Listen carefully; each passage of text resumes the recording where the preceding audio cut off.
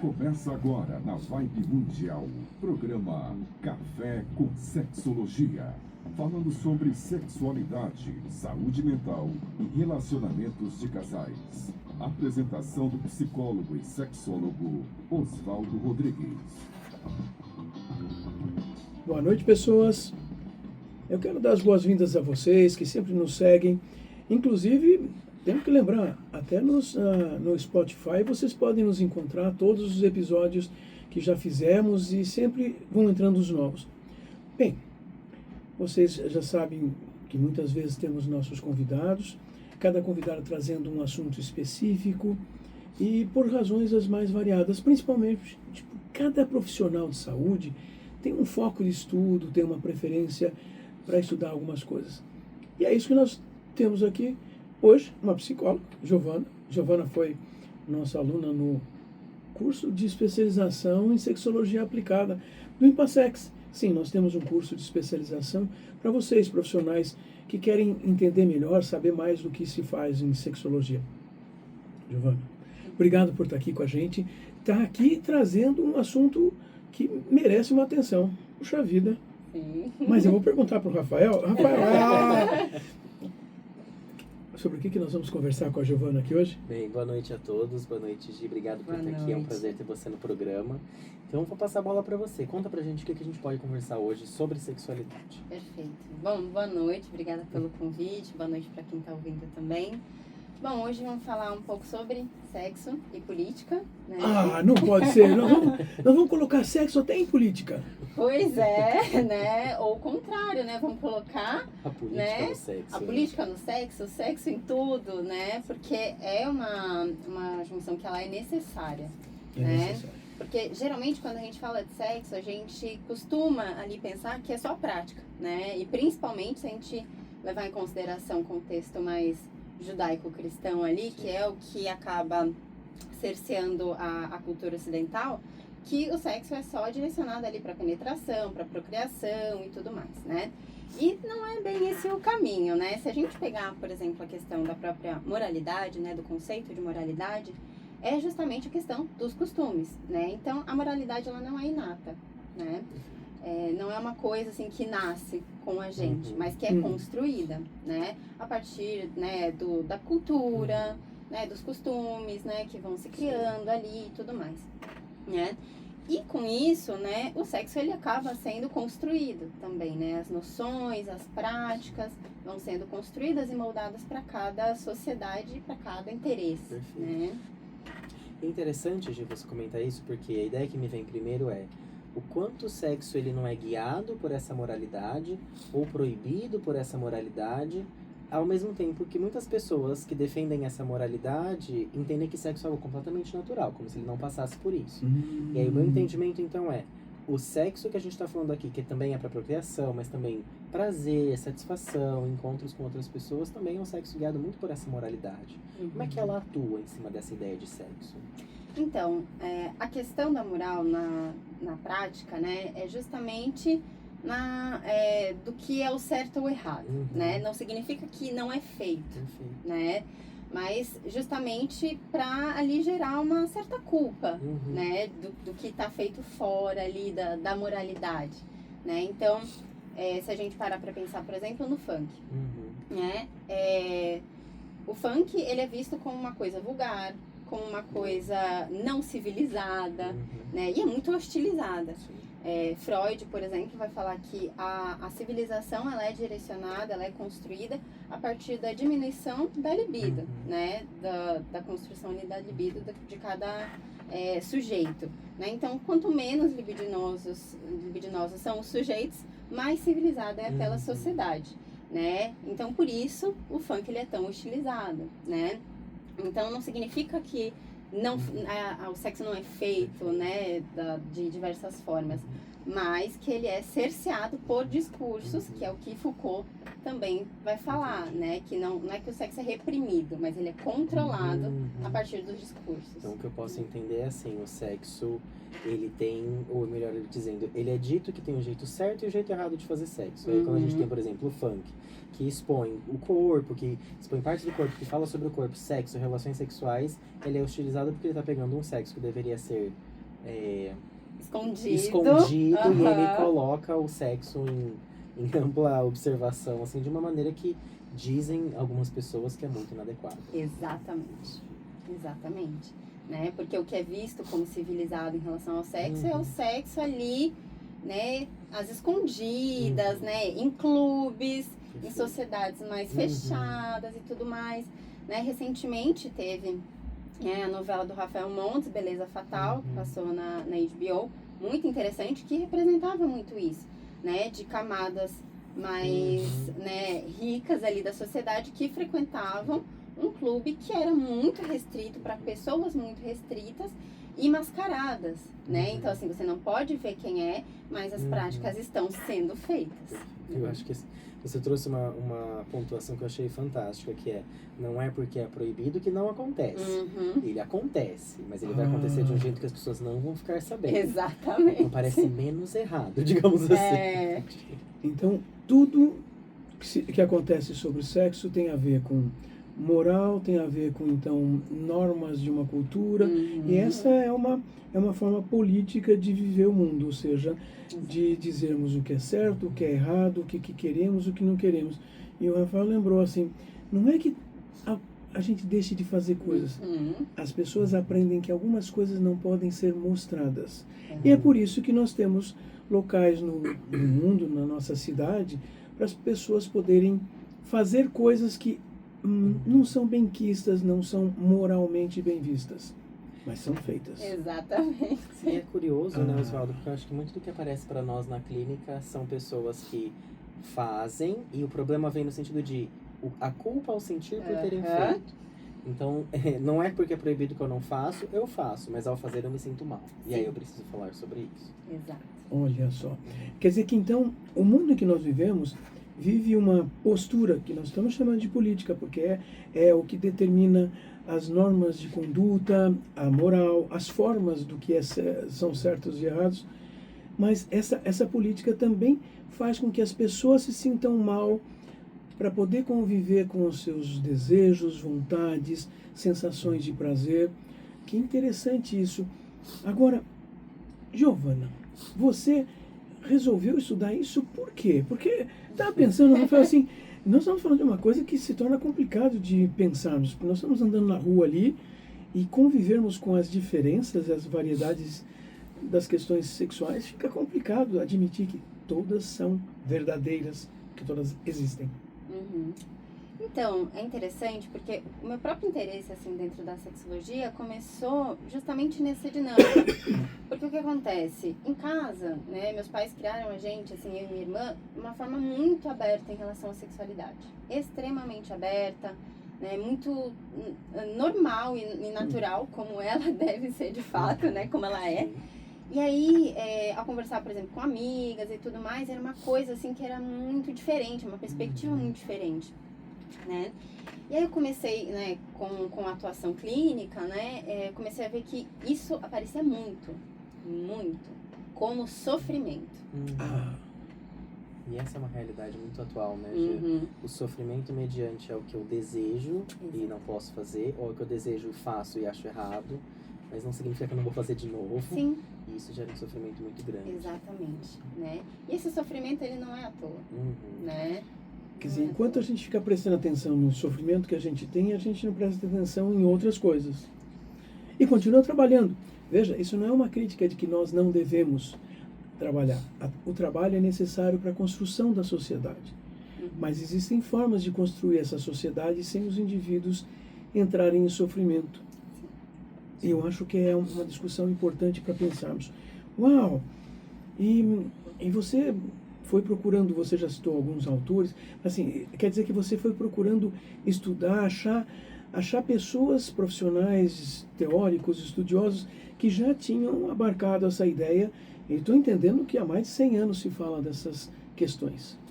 O sexo sempre esteve presente, né, na sociedade, né? Porque é isso, ele é natural, né? Ele é natural. Se eu não me engano, não lembro se foi Platão, se foi Diógenes, algum filósofo ali da Grécia Antiga falava que o sexo, ele tá ali no mesmo patamar de comer, dormir, né? Uhum. E necessidade básica Uhum. mesmo, né? Então, que é uma coisa natural. Sim. Então, veja, tem um discurso por trás justamente para ter essa questão do controle, Sim. né? O que seria da sociedade se todo mundo fizesse Uhum. livremente, se as pessoas fossem ali tão erotizadas, né? Para onde iria essa Perfeito. civilidade, Uhum. né? E eu tava pensando hoje, enquanto estava falando, o quanto essa ideia de política é importante, né? Por isso que a gente discute isso, no sentido de que, uma vez quando eu fazia o mestrado, eu cheguei à definição de que política é poder. Uhum. E aí eu fico pensando o quanto é político o sexo, no sentido de que quem hoje tem poder controla quem vai fazer no sexo e o que vai fazer. Né? Então essa coisa de Isso. qual tipo de sexo aparece na tela para as pessoas verem, qual é o tipo de interação social. A gente vai escondendo algumas que a gente não quer que estejam lá e vai mostrando outras que a gente diz que essas são as certas. E o quanto o sexo é político nesse sentido de que ele não pode se submeter ao poder que diz o que deve ser feito e o que não deve ser feito. E aí a gente está aqui discutindo sexo e política. Sim, sim. Vocês entenderam por que nós juntamos sexo e política?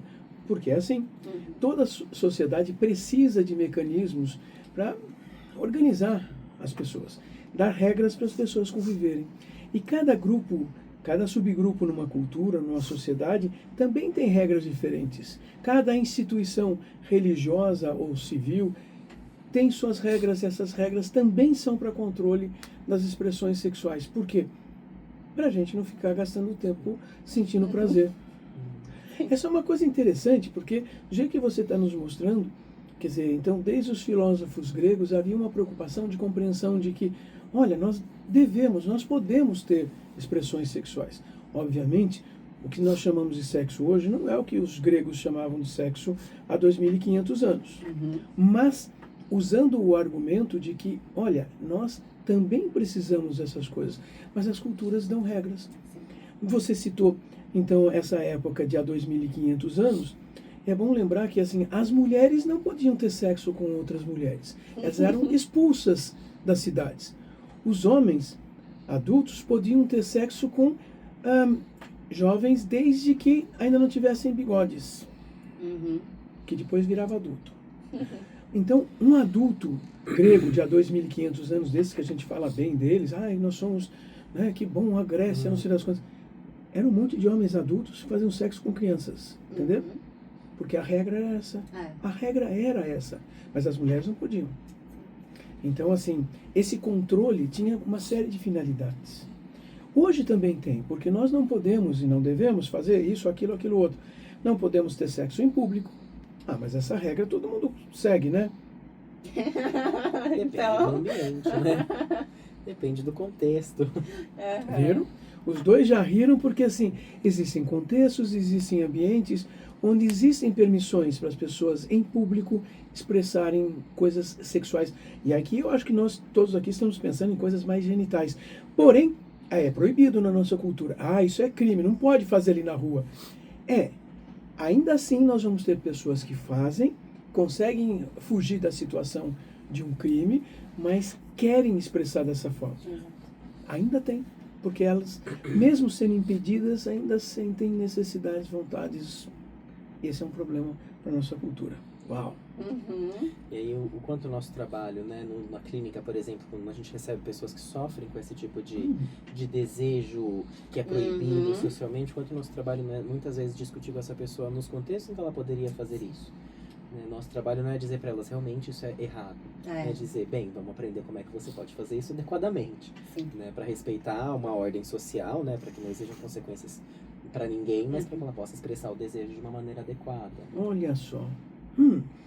Mas você viu mais alguma coisa que você diria assim, precisamos falar disso, porque esse é um assunto que diz respeito a sexo, política, sexo e poder?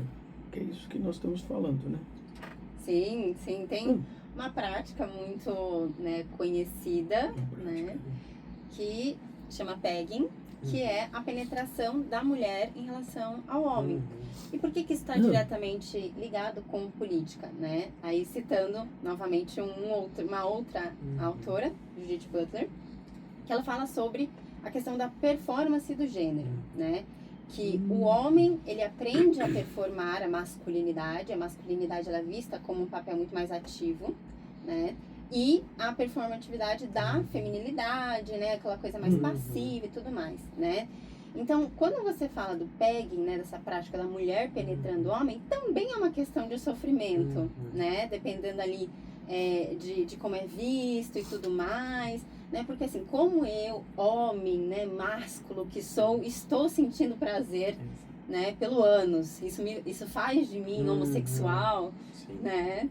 Então também tem essa muitas questão. práticas que fazem essa inversão de papéis, né, digamos assim, que acabam fazendo com que a masculinidade seja ferida, né? E muitos homens, acho que eu já recebi isso na clínica também, mas o quanto é comum essa discussão sobre o cuckold, né, que é o homem que assiste a sua esposa transar com outro homem.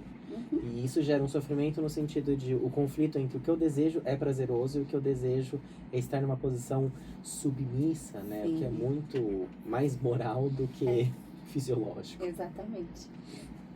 Quer dizer, existem muitas outras práticas, então, que elas não são, vamos dizer, normatizadas na cultura, elas existem, continuam existindo. Não adianta alguém dizer assim, não pode, isso é proibido, isso é pecado. Não adianta. Essas são práticas historicamente associadas ao ser humano, para não dizer pré-históricas. Quando a gente fala de histórica, é porque pelo menos a gente tem documento descrevendo. Mas isso é interessante porque o ser humano fica buscando, tentando impedir o ser humano de experimentar, expressar ou vivenciar determinados comportamentos. E nós estamos falando de comportamentos minimamente saudáveis, ou seja, não estamos discutindo problemas. Mas mesmo esses trazem problemas. Como você falou, né, Rafael, são situações que podem trazer sofrimentos porque são formas da pessoa tentar lidar com as obrigatoriedades que elas têm. Então, muitas vezes, um homem que se sente tranquilamente masculino, macho, etc., na cultura, ele também pode estar carregando um peso para continuar com esse papel andando ali na rua, que em algumas situações, por exemplo, entre quatro paredes, ele passa a assumir um papel onde ele é mandado, dominado, então ele pode ser penetrado como se fosse, peraí, aqui ele não tem a mesma obrigatoriedade. Mesmo que isso traga sofrimento, porque na verdade está trazendo sofrimento, bancar o homem andando ali na rua. E não é que ele deixe de ser homem. Bancando significa pagando um preço alto para enfrentar todo mundo, para dizer que ele pode bater na mesa e sair correndo e brigando com todo mundo. É interessante isso, porque você chamou a política, o Rafael usou a palavra poder, todos são relações de poder. E o sexo permite mimetizar outras formas de relação de poder, a ponto de também baixar ansiedades, então, naquela situação, talvez. Sim. Alivia a tensão, né? Você deixar de lado ali as performances sociais, né? Eu quero expressar meu desejo, eu vou expressar, né? Mas é esse o caminho, né? Assim, a questão da moralidade, ela é tão inserida ali que não precisa ter ninguém vendo para você se sentir culpado. Não precisa ter ninguém apontando o dedo para você se sentir culpado e sofrer com aquilo, nós né? somos já muito... nós somos os próprios juízes, muitas vezes, né? Nessa análise que a gente acaba tendo na nossa cabeça de como deveriam ser feitas as coisas. Juízes, né? E depois quem paga, quem dá a pena. Carrascos. Os carrascos. Exato.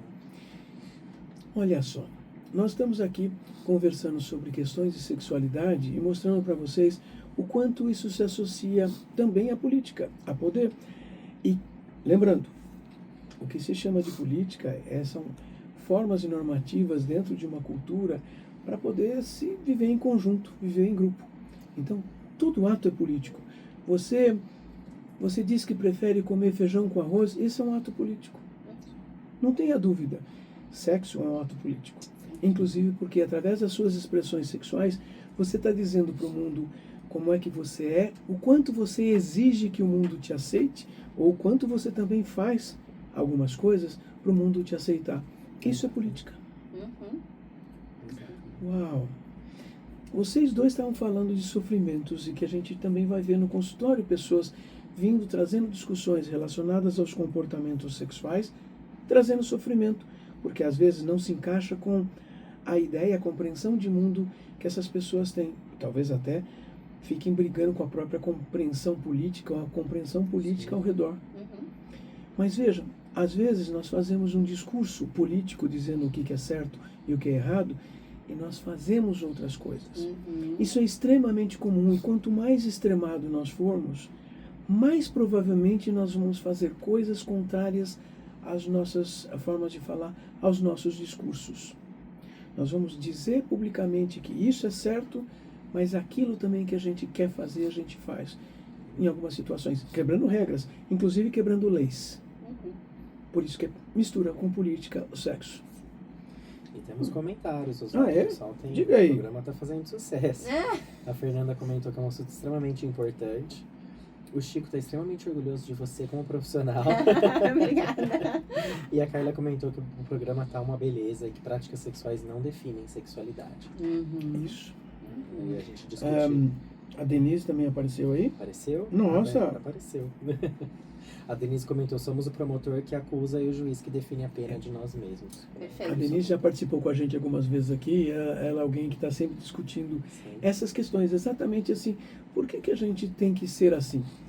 Me dá a impressão que nós estamos falando de um assunto que é a forma do ser humano aprender a ser humano. Nós pagamos um preço por não conseguirmos ser tudo o que a gente gostaria de ser. E às vezes o grande problema é que nós queremos obrigar o outro a ser aquilo que a gente não está conseguindo ser. Sim. Aí nós entramos no outro problema. Veja, nós três aqui no consultório, nós sabemos que quando nós, pessoas, nós causamos mal para nós mesmos, já é errado, porque nós estamos causando mal, nós estamos sofrendo. Mas quando nós começamos a fazer o outro se sentir mal, aí nós temos dois problemas, porque nós não deveríamos ter o poder sobre o outro. Uhum. E ainda assim a gente aprende que deveria, né? Ainda assim, pois é disso que nós estamos falando.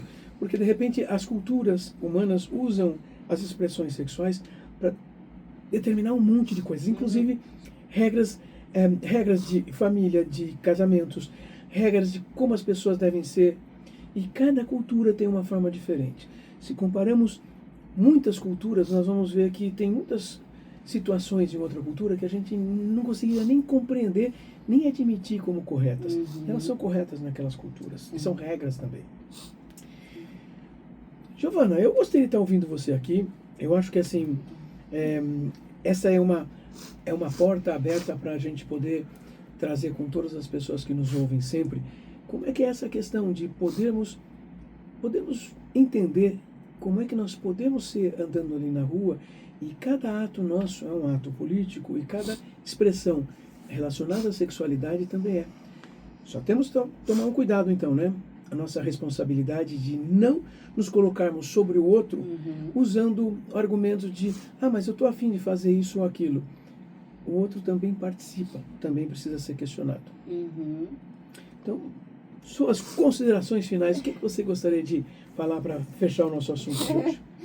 Bom, novamente agradecer, né, por esse espaço, porque justamente por ser um tema tão importante e justamente por isso tão polêmico, né, ter um espaço para falar sobre isso é muito importante, né? A gente deixar acessível, né, temas como esse, né, do sexo, da política, dessa junção, desses papéis, e como isso causa sofrimento, né? A partir do momento que a gente tem a consciência, a gente começa a destrinchar tudo isso, todas essas ideias, se colocar, se compreender nesse lugar, né? É isso, Rafael. Rafael, vai ter curso de especialização em sexologia? Temos curso de especialização em sexologia aplicada do Instituto Impassex, onde a gente ministra aulas, a gente teve aula lá com a gente, né? É muito bom ter profissionais com a gente nesse sentido. É um curso de 1 ano, de encontros mensais, em que a gente discute muitos temas que já vieram para o programa, né, sobre sexualidade, gênero, casamento, relacionamento e uma série de outras possibilidades. Estamos sempre procurando saúde mental. Você que assiste aqui o programa Café com Sexologia, seja ao vivo pela Rádio Vibe Mundial, pelo Instagram Café com Sexologia, mais tarde, durante a semana, em outro momento mais adequado, ali no YouTube do Impassex e também no YouTube da Rádio Vibe Mundial. Olha, preste atenção. Se você está dirigindo no carro, você pode ouvir o Spotify ou qualquer outro streaming de áudio, que nós estamos lá também. Para quê? Para podermos discutir coisas que importam para a sua vida. Nós estamos aqui auxiliando, discutindo, trazendo os assuntos para que nós precisamos nos sentir melhores. Então, sejam aqui, domingo que vem tem mais. E olha, a cada domingo vocês sabem que nós temos assuntos diferentes. Nós vamos ter assuntos muito interessantes nesse mês de julho. Vocês vão ver, vão ter surpresas boas aí. Vejo vocês domingo que vem. Até mais, gente. Tchau, tchau.